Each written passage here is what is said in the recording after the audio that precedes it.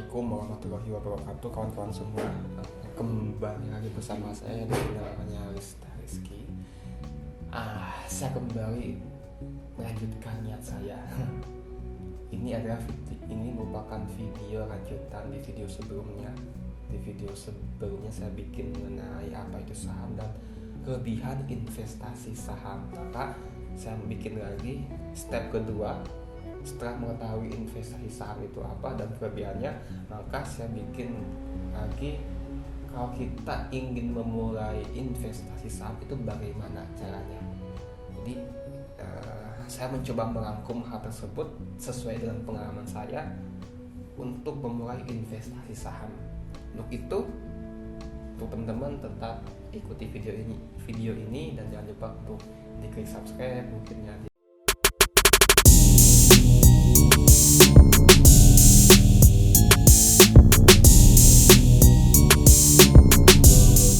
Semua, setelah mengetahui apa itu saham dan kelebihan investasi saham, di step kedua saya sedikit membuat rangkuman karena sudah ditulis ya.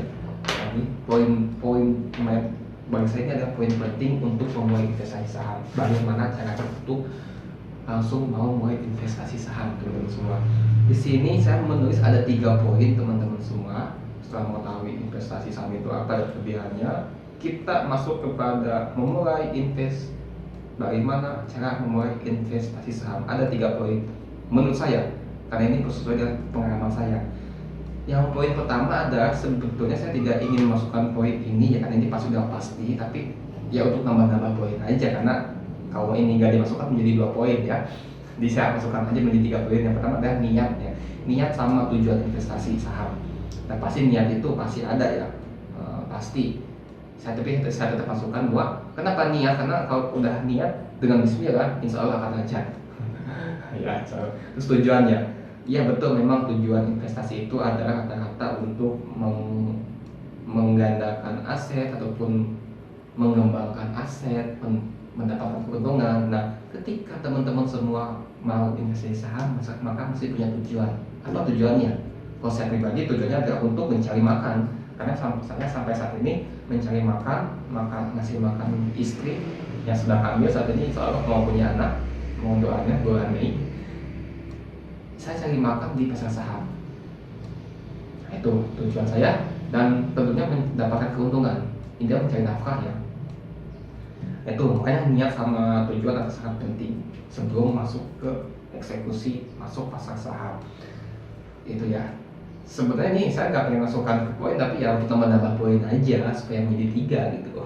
Terus yang kedua ya teman-teman semua, bagi saya, menurut saya ketika sudah punya niat tujuan, pasti rata-rata orang menganggap sebelum masuk saham belajar dulu tentang ilmu saham. Betul, itu harus, itu penting ya.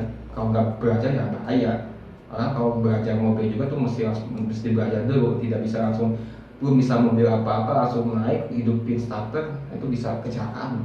Mesti ada belajar, mungkin latihan setir, menyetir, khusus. Begitu juga di saham ya. Tapi bagi saya, ketika udah mau pasar saham, itu yang pertama harus dilakuin adalah buka rekening saham. Buka rekening saham itu yang mesti dilakukan sebelum belajar ya. Bagi saya, buka rekening saham. Nah itu di mana sih bukanya itu? Jadi teman-teman semua, buka rekening saham itu berbeda dengan buka rekening tabungan biasa. Buka rekening saham itu tidak bisa dilakukan di bank, tidak bisa dilakukan di bank dekat rumah kita, enggak. Beda hanya kalau kita pengen buka rekening tabungan, tetap ke banknya aja walaupun lewat online. Tapi kalau buka rekening saham itu mesti di perusahaan sekuritas. Ya teman-teman semua, buka rekening saham itu di perusahaan sekuritas. Iya tetap. Nanti juga itu pakai bank di Indonesia, bank nanti nama rekeningnya itu di rekening Bank Indonesia, tapi buka rekening saham tidak bisa di bank tersebut, tapi mesti di perusahaan sekuritas. Terus apa sih perusahaan sekuritas itu teman-teman semua? Jadi perusahaan sekuritas itu adalah, saya mendefinisikan sebagai jembatan untuk transaksi jual beli saham. Misal contoh saya ambil sederhana gini, saya mau beli saham A, atau saya mau beli saham Indosat di si A, mungkin Andi anggap ya, itu terus Andi juga mau jual juga saham Indosat ya, maka ketika saya mau beli saham si Andi itu lewat sekuritas, maka saya lewat Andi mau menjual sahamnya lewat sekuritas, saya juga belinya lewat sekuritas. Jadi nanti saham Andi terjual lewat sekuritas, dan saya juga beli dapat lewat sekuritas. Jadi sekuritas ini adalah jembatan ataupun ini ya apa maksudnya jembatan ataupun perantara itu ya. Kalau mungkin secara definisi teman-teman semua, di sini saya dapat artikel yang bisa perhatikan ya teman-teman semua di layar ini. Di sini ada nih, saya dapat dari Kompas. Di sini Kompas mendefinisikan apa itu perusahaan sekuritas. Di sini ya, bisa dilihat ya, dicek tuh. Jadi ya ini dikutip dari OJK juga bahwa perusahaan sekuritas adalah perusahaan yang telah mendapat izin dari OJK sebagai perantara atau dagang, sama ya sebagai jembatan antara penjamit emisi atau kegiatan lain sesuai dengan ketentuan pasar modal.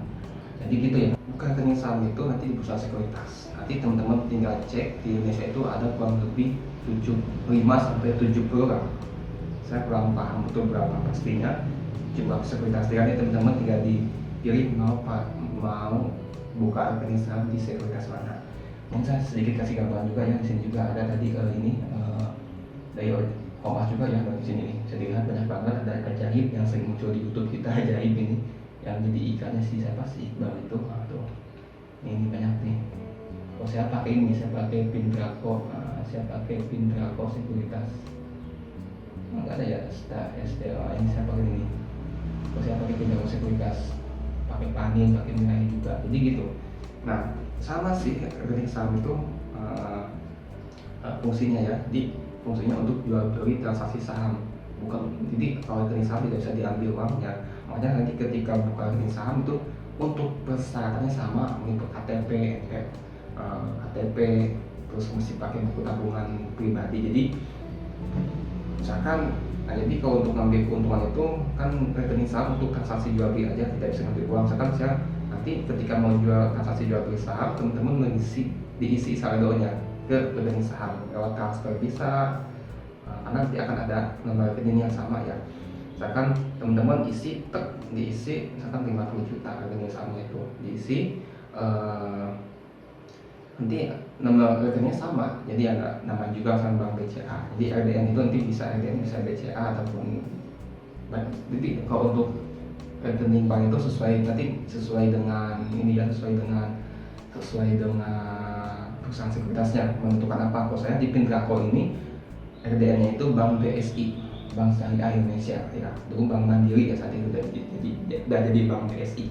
Terus nanti isi 50 juta, maka transaksi misalkan saya beli saham misalkan saham Indofood, saya beli sampai 50 juta, terus saya jual lagi hari itu dapat keuntungan 500 ribu misalkan. Nah, gimana caranya untuk ngambil uang 500 ribunya, ngambil keuntungannya? Karena rekening saham tidak bisa diambil uangnya, maka si 500 ribu itu nanti ditransferkan ke rekening rekening tabungan biasa seperti kita yang ada ATM-nya. Makanya ketika nanti buka rekening saham di perusahaan sekuritas, nanti akan ada persyaratan buku tabungan rekening. Nah, usahakan kalau saya sih lebih baik disamakan ya, misalkan saya pakai Pindraco itu RDN-nya adalah BSI, maka nanti gunakan BSI juga supaya apa? Supaya tidak ada, kalau kita transfer uang ke rekening tabungan, supaya nggak ada fee-nya gitu, nggak ada biaya transfer ke rekening lain gitu. Tapi sebenarnya sih bisa juga menggunakan rekening lain ya, misalkan RDN-nya itu adalah Bank Mandiri, tapi saya nggak punya Bank Mandiri nih Bang, maka bisa juga Pak gunakan rekening lain gitu, misalkan BSI, BCA, Panin dan sebagainya. Itu ya teman-teman semua untuk rekening saham. Nah, mungkin saya nanti kedepannya mencoba untuk gimana sih rekening kita untuk memilih sekuritas itu yang oke, yang baik, yang bagus, itu yang mana sih? Sebetulnya sekuritas itu memiliki kelebihan tersendiri ya. Setiap sekuritas itu memiliki kelebihan tersendiri masing-masing. Nah, yang sekuritas A mungkin dari jumlah fee-nya, dari fitur-fiturnya, penggunaan aplikasinya. Saya akan coba berbagi yang pas untuk pemula sekuritas apa gitu. Itu ya, jadi itu penting membuka rekening saham. Nah setelah teman-teman semua udah punya rekening saham, udah punya mau transaksi, baru mencari ilmu, terus digali potensi, cari pengetahuan tentang ilmu saham teman-teman semua. Nah, itu belajar ya, mungkin untuk belajar itu bisa lewat buku, lewat sosial media, lewat seminar, latihan, sekolah, itu banyak pokoknya. Kalau saya pribadi dulu lewat sosial media dulu, terus saya coba kembangkan lewat buku. Nah mungkin di sini ada beberapa buku yang mungkin sini ada di meja saya ya. Ini ada 4 buku tentang ilmu saham. Yang pertama ada How to Make Money in Stock karya William J. Neil, ada ini Teknika Analisis for Mega Profit dari Budianto Ong, ada ini Bandamelogi dan Teknika karya William Arkanto, ada The Super Scalper dari Pak Bukti ya. Ini buku keempat bisa jadi rekomendasi juga ya teman-teman semua untuk belajar saham. Sebenarnya masih banyak banget buku-buku lain mungkin bahan-bahan kontak sebenarnya, tapi yang ada di media saya ini ada 4 aja gitu. Itu penting karena kalau belajar investasi saham belum punya ilmu itu sama aja dengan bunuh diri, siap-siap rugi teman-teman semua.